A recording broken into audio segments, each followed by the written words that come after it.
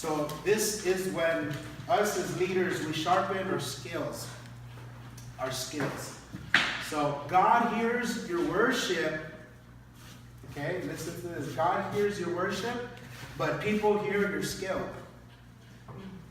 People hear your skill. Oh yeah, I'm doing this for God. You know, God hears my heart. Yeah, but I hear your skill. You know, and it could be, like I said, it could be very distracting sometimes when we didn't practice or we're unsure of the lyrics or whatever. You know, and that's happened to me, you know, where I play a wrong note and it just sounds bad. Throws people off, you know. They're in the Holy of Holies and then they just left it, you know, because of the wrong note. So it's be very careful with that. God hears your worship, but people hear your skill. They're listening, you know. And then they come up and they say, man, you're a good drummer. You know, I've had people say that about Reggie. And you know, like when he says, man, that drummer's real good. He flows real good. So I let him know, like, Reggie's doing what he has to do. You know, he's flowing. He's practicing. So skill gives a worshiper into the people's ear. Gives a worshiper away into the people's ear. And because it goes through the ear, it touches their heart. Again, skill gives a worshiper away into the people's ears and then into their heart. Because immediately, I don't know if you've ever been in a concert or a worship service, like, like months back they had Carrie Job or Hillsong here in Vegas. And one of the first things that you notice, you know, before you even notice they're singing or anything, you notice they're playing. You know, it's like, man, that's a good drummer. Yeah. So when people see, like, man, that's a good drummer or a singer, like, they've done what they needed to do, now the person can relax and really, like, receive the service, you know? You ever been, I don't know if this ever happened to you, you ever been to a service where the music was just off, you know, the singers were off, the musicians were playing in G, and the singers are over here on F sharp, you know what I mean? And then you're trying to focus, you know? You're really trying to focus, but you can't. You know, you're trying to lift your hands. You only do it out of courtesy, you know, like, okay. I don't make you feel bad. but that just shows that when our skill kicks in, when we were practicing and doing our harmonies and stuff like that, when our skill kicks in, the people relax, you know? It's just like an instinct. They just relax, they're able to receive. They don't have to worry if these musicians are going to mess up or not, or the singers, they got their parts, right? Because they can relax now, you know? Do you know what I'm trying to say? Mm-hmm. Like when you're in a service, you really, regardless of who you are, you go in with the critical mind, you know? Like, how are they going to play? How are they going to do this? How are you going to shake my hand? This and that. So it's important that we take care of those areas. That way they can feel, you know what? Okay, cool. I'm able to receive. I don't have to worry about if they're going to mess up or not. And you know, there sometimes we will. You know, even with all the practices and stuff, you know, it's happened. I know Taya's been a part of like the international team, and even with all those rehearsals and all those talented people, there's always something that happens. You know, so we're not perfect, but we should strive to sharpen our skill. Amen. Okay, any comments on that? Anyone? On sharpening your skill? No? Anyone? Yeah, it's a challenge at times to practice. It's not just at practice. Yeah. You know, that's been a challenging thing for me. You know, not just practicing at church, but practicing at home. Finding different ways to train myself and singing better.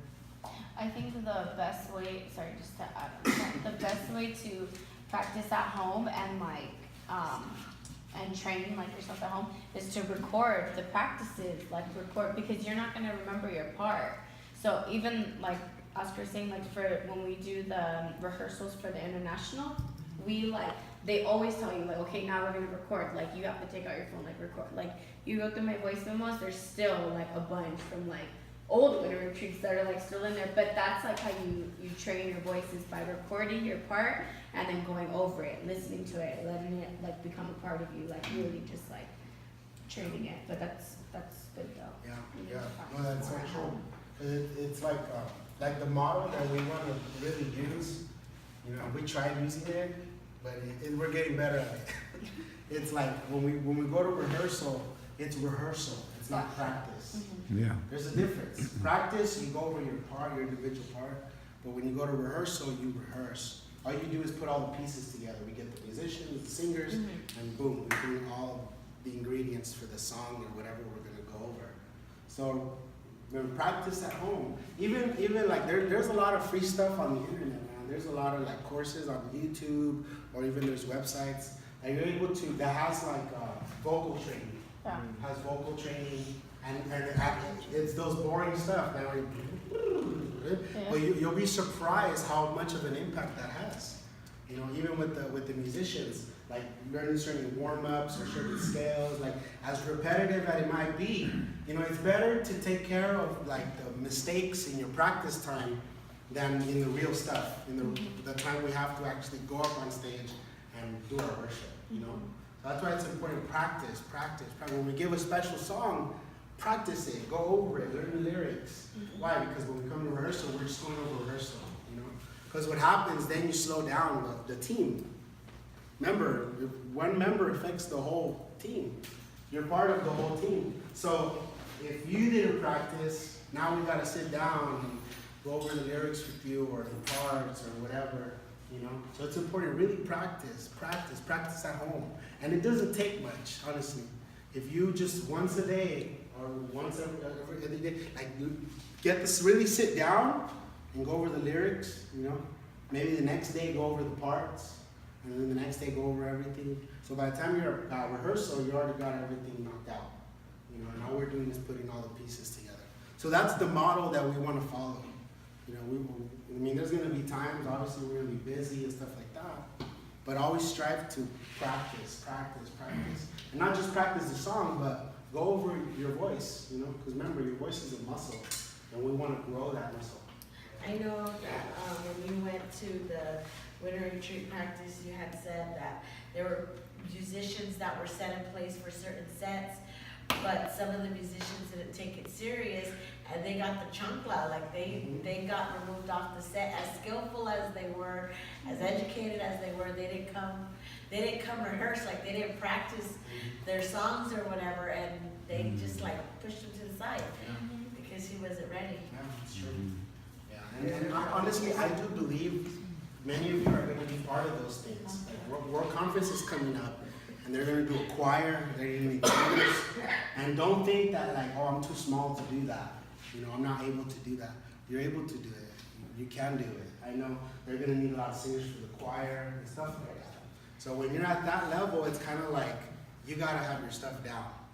You know, like my reference said, like our winter retreat that happened with our bass player, the last rehearsal before the winter retreat, he just said like, he says, I didn't learn the song, you know? And he said, well, you're not going to play for winter retreat at all. You know, if it doesn't matter to you enough to practice, then it doesn't matter to us to put you there. We got to put someone who will take that serious, you know. So that's what I mean, like being real. I mean, I'm not going to do that to you, you know what I mean? We're growing, you know. But we really want it to be a good habit that we grow as a worship team when it comes to practices and rehearsals. Okay? All right, any questions or any comments?